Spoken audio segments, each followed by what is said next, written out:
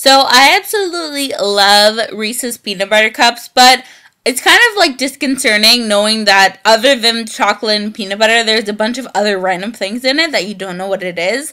So I'm going to show you how to make these at-home ones where you know exactly what you put in it. So the first thing you want to do is get some graham cracker crumbs or some graham crackers.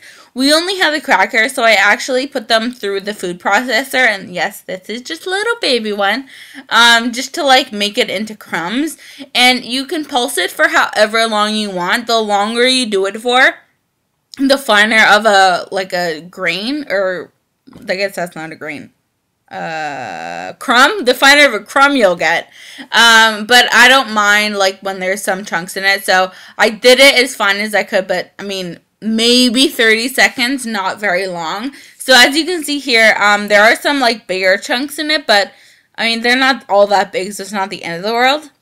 Once that's done, the next step is to measure out your peanut butter, and what I suggest is using a spatula so that you can like smooth it out when you put it in, and then tapping it on the surface so that there's no air bubbles and you know how much peanut butter you're actually using.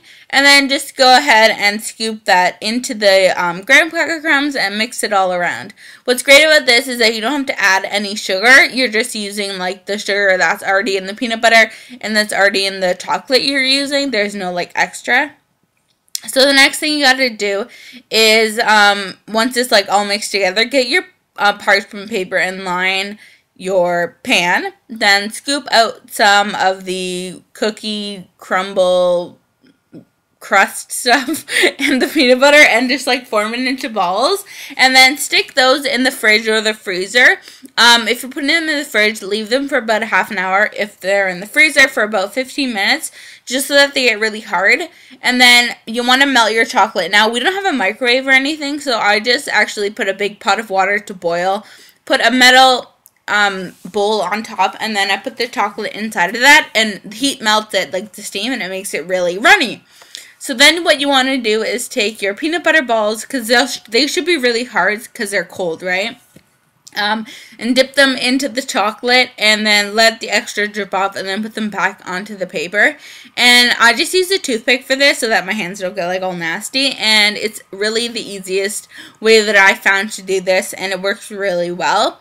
And then once you've dipped all of your peanut butter balls, you just want to put it in the fridge again or the freezer to harden. I put mine in the freezer because like it makes it go faster. And then you're done. You can just eat them, take a bite. They're so good. I love them. My aunt used to make these all the time when I was younger, and Michael thoroughly enjoyed them, and he hates peanut butter. So there you go. Okay guys, try it out. Bye.